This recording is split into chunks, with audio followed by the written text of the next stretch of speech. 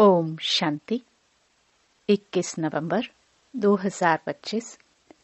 बाबा के महावाक्य। मीठे बच्चे, तुम अभी गॉडली सर्विस पर हो।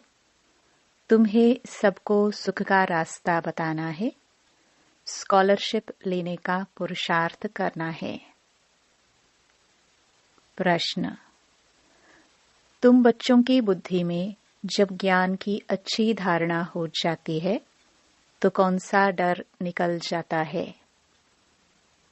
उत्तर: भक्ति में जो डर रहता कि गुरु हमें श्राप ना दे देवे, यह डर ज्ञान में आने से, ज्ञान की धारणा करने से निकल जाता है, क्योंकि ज्ञान मार्ग में श्राप कोई दे ना सके।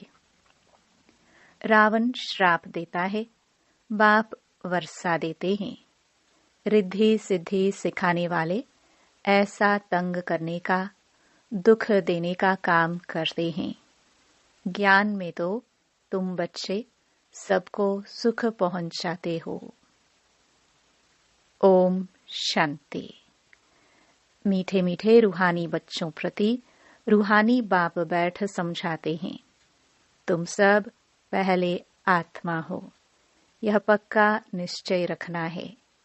बच्चे जानते हैं हम आत्माएं परमधाम से आती हैं, यहाँ शरीर लेकर पाठ बजाने। आत्मा ही पाठ बजाती है।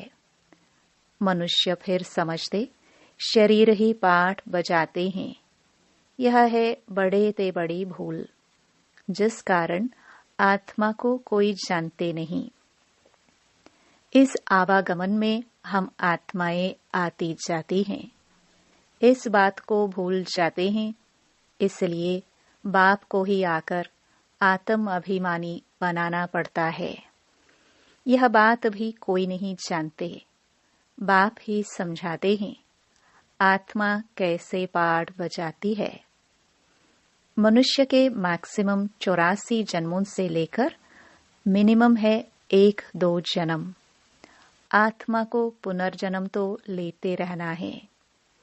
इससे सिद्ध होता है बहुत जन्म लेने वाला बहुत पुनर्जन्म लेते हैं, थोड़े जन्म लेने वाला कम पुनर्जन्म लेते हैं। जैसे नाटक में कोई का शुरू से पिछाड़ी तक पाठ होता है, कोई का थोड़ा पाठ होता है। यह कोई मनुष्य नहीं जानते। आत्मा अपने को ही नहीं जानती तो अपने बाप को कैसे जाने? आत्मा की बात है ना। बाप है आत्माओं का। श्री कृष्ण तो आत्माओं का बाप है नहीं। श्री कृष्ण को निराकार तो नहीं कहेंगे, साकार में ही उनको पहचाना जाता है। आत्मा तो सबकी है, हर एक आत्मा में पाठ तो नोंधा हुआ है। यह बातें तुम्हारे में भी नंबरवार पुरुषार्थ अनुसार है जो समझा सकते हैं। अभी तुम बच्चे जानते हो हम आत्माओं ने 84 जन्म कैसे लिए हैं। ऐसे नहीं कि आत्मा सुपरमात्मा नहीं, बाप ने समझाया है हम आत्मा पहले सुदेवता बनते हैं। अभी पतित तमो प्रधान है, फिर सतो प्रधान पावन बनना है। बाप आते ही तब हैं जब सृष्टि पुरानी हो जाती है। बाप आकर पुरानी को नया बनाते हैं, नई सृष्टि स्थापन करते हैं। नई दुनिया में है ही आदि सनातन देवी देवता धर्म। उन्हों के लिए ही कहेंगे पहले कलयुगी शूद्र धर्म वाले थे, अब प्रजापिता ब्रह्मा के मुख वंशावली बन ब्राह्मण बने हो, ब्राह्मण कुल में आते हो।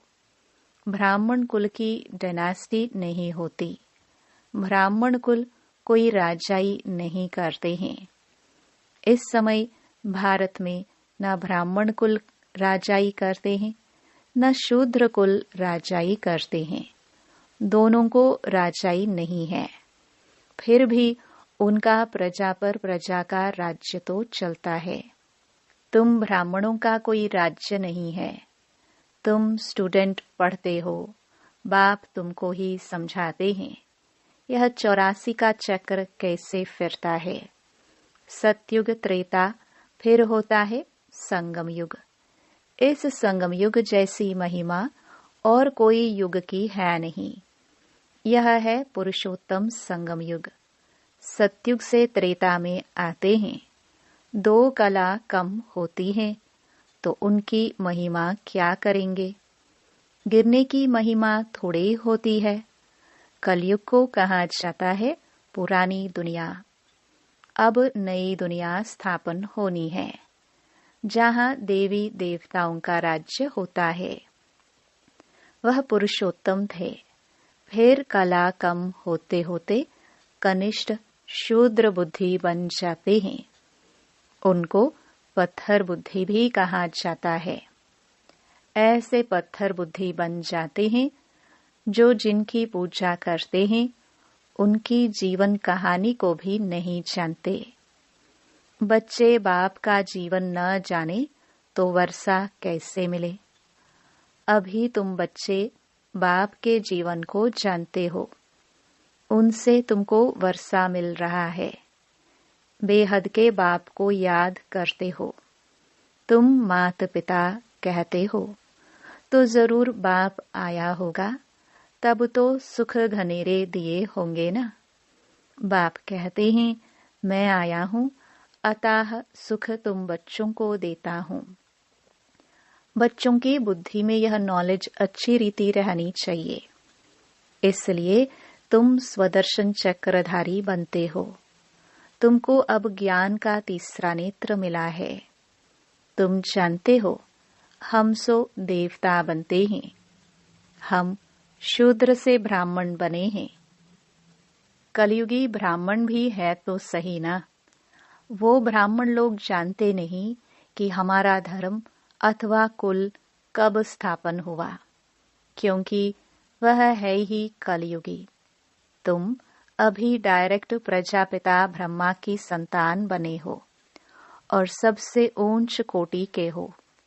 बाप बैठ तुम्हारी पढ़ाई की सर्विस, संभालने की सर्विस और श्रृंगारने की सर्विस करते हैं। तुम भी हो on godly service only. God father भी कहते हैं हम आए हैं सब बच्चों की सर्विस में। बच्चों को सुख का रास्ता बताना है। बाप कहते हैं अब घर चलो। मनुष्य भक्ति भी करते हैं मुक्ति के लिए। जरूर जीवन में बंधन है। बाप आकर इन दुखों से छुड़ाते हैं। तुम बच्चे जानते हो त्राही त्राही करेंगे। हाहाकार के बाद जय जयकार होनी है। अब तुम्हारी बुद्धि में है कितनी हाय हाय करेंगे जब नेचुरल कैलामिटीज आदि होगी। यूरोप वासी यादव भी हैं। बाप ने समझाया है यूरोप वासियों को यादव कहा जाता है। दिखाते हैं पेट से मुसुल निकले, फिर श्राप दिया। अब श्राप आदि की तो बात ही नहीं। यह तो ड्रामा है। बाप वर्षा देते हैं, रावण श्राप देते हैं। यह एक खेल बना है। बाकी श्राप देने वाले तो दूसरे मनुष्य होते हैं। उस श्राप को उतारने वाले भी होते हैं। गुरु गोसाई आदि से भी मनुष्य लोग डरते हैं कि कोई श्राप न देवे। वास्तव में ज्ञान मार्ग में श्राप कोई दे न सके। ज्ञान मार्ग और भक्ति मार्ग में श्राप की कोई बात नहीं। जो रुद्धि सिद्धि आदि सीखते हैं वो श्राप देते हैं। लोगों को बहुत दुखी कर देते हैं। पैसे भी बहुत कमाते हैं। भक्त लोग यह काम नहीं करते। बाबा ने ये भी समझाया है संगम के साथ पुरुषोत्तम अक्षर जरूर लिखो। त्रिमूर्ति अक्षर भी जरूर लिखना है और प्रजापिता अक्षर भी जरूरी है, क्योंकि ब्रह्मा नाम भी बहुतों के हैं। प्रजापिता अक्षर लिखेंगे तो समझेंगे साकार में प्रजापिता ठहरा। सिर्फ ब्रह्मा लिखने से सूक्ष्म वतन वाला समझ लेते हैं। ब्रह्मा विष्णु शंकर को भगवान कह देते हैं। प्रजापिता कहेंगे तो समझा सकते हो, प्रजापिता तो यहाँ है, सूक्ष्म वतन में कैसे हो सकता। विष्णु को तो दिखाते हैं ब्रह्मा की नाभि से निकला। तुम बच्चों को भी ज्ञान मिला है, नाभि आदि की कोई बात ही नहीं। ब्रह्मा सो विष्णु, विष्णु सो ब्रह्मा कैसे बनते हैं। सारे चक्र का ज्ञान तुम इन चित्रों से समझा सकते हो। बिगर चित्र समझाने में मेहनत लगती है। ब्रह्मा सो विष्णु, विष्णु सो ब्रह्मा बनते हैं। लक्ष्मी नारायण 84 का चक्कर लगाकर फिर ब्रह्मा सरस्वती बनते हैं। बाबा ने पहले से नाम दे दिए हैं। जब भट्टी बनी तो नाम दिए, फिर कितने चले गए। इसलिए समझाया है ब्राह्मणों की माला होती नहीं, क्योंकि ब्राह्मण है पुरुषार्थी, कभी नीचे कभी ऊपर होते रहते हैं। ग्रहचारी बैठती है। बाबा तो जौहरी था, मोतिया आदि की माला कैसे बनती है, अनुभवी है। ब्राह्मणों की माला पिछाड़ी में बनती है। हम सो ब्राह्मण दैवी गुण धारण कर देवता बनते हैं। फिर सीढ़ी उतरनी है, नहीं तो 84 जन्म कैसे लेंगे। 84 जन्मों के हिसाब से यह निकल सकते हैं। तुम्हारा आधा समय पूरा होता है जब दूसरे धर्म वाले ऐड होते हैं। माला बनाने में बड़ी मेहनत लगती है। बड़ी संभाल से मोतियों को टेबल पर रखा जाता है कि कहाँ हिले नहीं। फिर सुई से डाला जाता है। कहाँ ठीक ना बने तो फिर माला तोड़नी पड़े। यह तो बहुत बड़ी माला है। तुम बच्चे जानते हो, हम पढ़ते हैं नई दुनिया के लिए। बाबा ने समझाया है कि स्लोगन बनाओ, हम शूद्र सो ब्राह्मण, ब्राह्मण सो देवता कैसे बनते हैं, आकर समझो। इस चक्र को जानने से तुम चक्रवर्ती राजा बनेंगे, स्वर्ग का मालिक बन जाएंगे। ऐसे स्लोगन बनाकर बच्चों को सिखलाना चाहिए। बाबा युक्तियां तो बहुत बतलाते हैं, वास्तव में वैल्यू तुम्हारी है। तुमको हीरो हीरोइन का पाठ मिलता है। हीरे जैसा तुम बनते हो, फिर 84 का चक्कर लगाए कौड़ी मिसल बनते हो। अब जबकि हीरे जैसा जन्म मिलता है तो कौड़ियों पिछाड़ी क्यों पड़ते हो। ऐसे भी नहीं कोई घर बार छोड़ना है। बाबा तो कहते हैं गृहस्थ व्यवहार में रहते कमल फूल समान पवित्र रहो और सृष्टि चक्र की नॉलेज को जानकर दैवी गुण भी धारण करो तो तुम हीरे जैसा बन जाएंगे। बरोबर भारत 5000 वर्ष पहले हीरे जैसा था। यह है एम ऑब्जेक्ट। इस चित्र को लक्ष्मी नारायण के बहुत महत्व देना है। तुम बच्चों को बहुत सर्विस करनी है। प्रदर्शनी म्यूजियम में विहंग मार्ग की सर्विस बगैर तुम प्रजा कैसे बनाएंगे। भल इस ज्ञान को सुनते भी हैं, परंतु ऊंच पद कोई बिरले पाते हैं। उनके लिए ही कहा जाता है कोटों में कोई स्कॉलरशिप भी कोई लेते हैं ना। 40-50 बच्चे स्कूल में होते हैं, उनसे कोई एक स्कॉलरशिप लेता है। कोई थोड़ा प्लस में आ जाता है तो उनको भी देते हैं। यह भी ऐसे है, प्लस में बहुत है। 8 दाने हैं, 100 भी नंबरवार है ना। वह पहले पहले राज गद्दी पर बैठेंगे, फिर कला कम होती जाएगी। लक्ष्मी नारायण का चित्र है नंबर 1। उनकी भी डायनास्टी चलती है, परंतु चित्र लक्ष्मी नारायण का ही दिया हुआ है।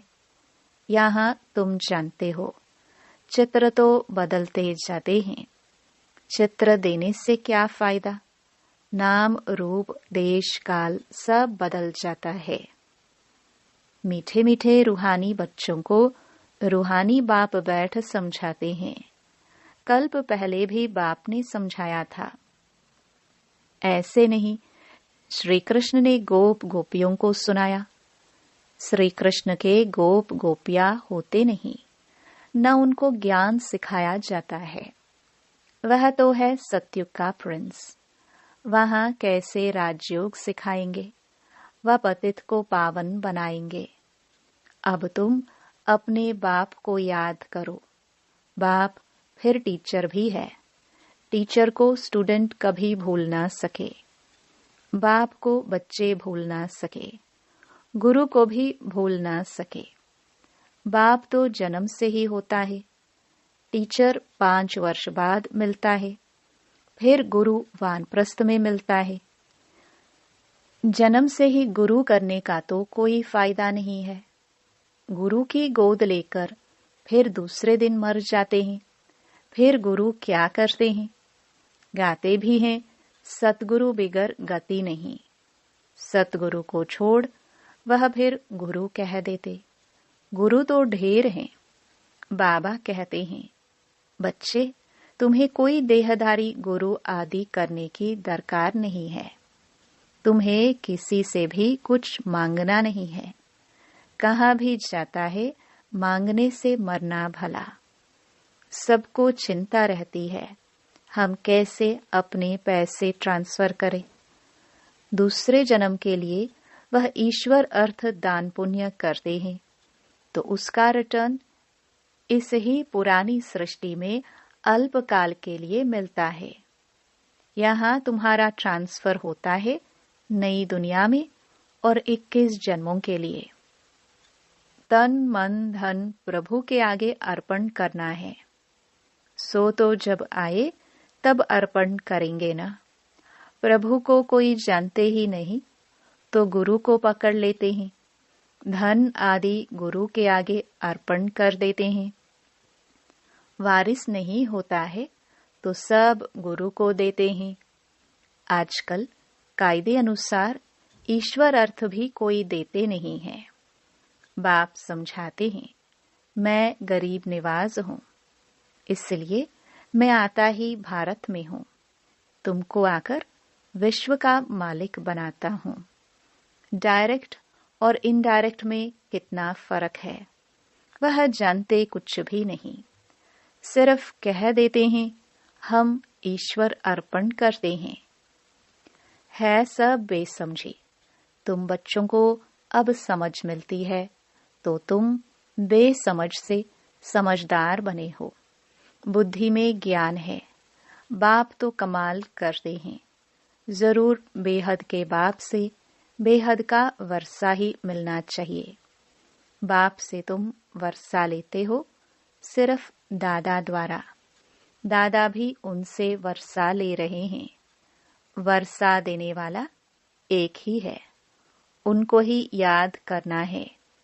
बाप कहते हैं, बच्चे मैं इनके बहुत जन्मों के अंत में आता हूँ। इनमें प्रवेश कर इनको भी पावन बनाता हूँ, जो फिर यह फरिश्ता बन जाते हैं। बैज पर तुम बहुत सर्विस कर सकते हो। तुम्हारा यह सब है अर्थ सहित बैजेस। यह तो जियदान देने वाला चित्र है। इनकी वैल्यू का किसको भी पता नहीं है और बाबा को हमेशा बड़ी चीज पसंद आती है जो कोई भी दूर से पढ़ सके। अच्छा, मीठे मीठे सिखिलदे बच्चों प्रति माता पिता बाप दादा का याद प्यार और गुड मॉर्निंग। रूहानी बाप के रूहानी बच्चों को नमस्ते। धारणा के लिए मुख्य सार। पहला, बाप से बेहद का वर्षा लेने के लिए डायरेक्ट अपना तन मन धन ईश्वर के आगे अर्पण करने में समझदार बनना है। अपना सब कुछ 21 जन्मों के लिए ट्रांसफर कर लेना है। दूसरा, जैसे बाप पढ़ाने की, संभालने की और श्रृंगारने की सर्विस करते हैं, ऐसे बाप समान सर्विस करनी है। जीवन बंध से निकाल सबको जीवन मुक्ति में ले जाना है। वरदान, ज्ञान कलश धारण कर प्यासों की प्यास बुझाने वाले अमृत कलशधारी भव। अभी मेजॉरिटी आत्माएं प्रकृति के अल्पकाल के साधनों से आत्मिक शांति प्राप्त करने के लिए बने हुए अल्पज्ञ स्थानों से परमात्म मिलन मनाने के ठेकेदारों से थक गए हैं, निराश हो गए हैं। समझते हैं सत्य कुछ और है, प्राप्ति के प्यासे हैं। ऐसी प्यासी आत्माओं को आत्मिक परिचय, परमात्म परिचय की यथार्थ बूंद भी तृप्त आत्मा बना देगी। इसलिए ज्ञान कलश धारण कर प्यासों की प्यास बुझाओ। अमृत कलश सदा साथ रहे। अमर बनो और अमर बनाओ। स्लोगन,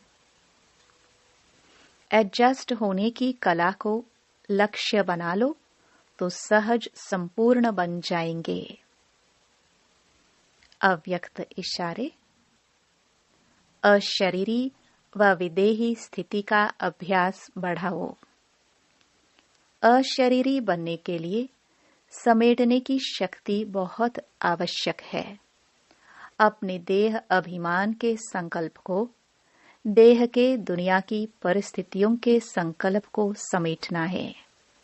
घर जाने के संकल्प के सिवाय अन्य किसी संकल्प का विस्तार न हो।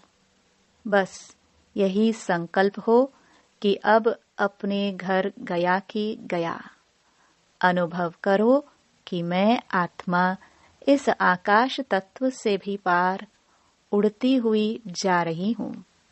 इसके लिए अब से अकाल तख्त नशीन होने का अभ्यास बढ़ाओ। ओम शांति।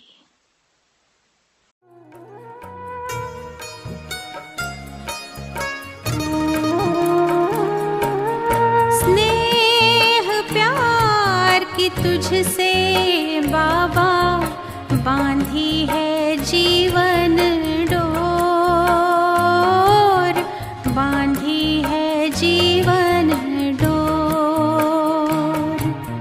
दिल मेरा लगा ही रहता हर पल तेरी ओर, हर पल तेरी ओर। स्नेह तुझसे बाबा बांधी है जी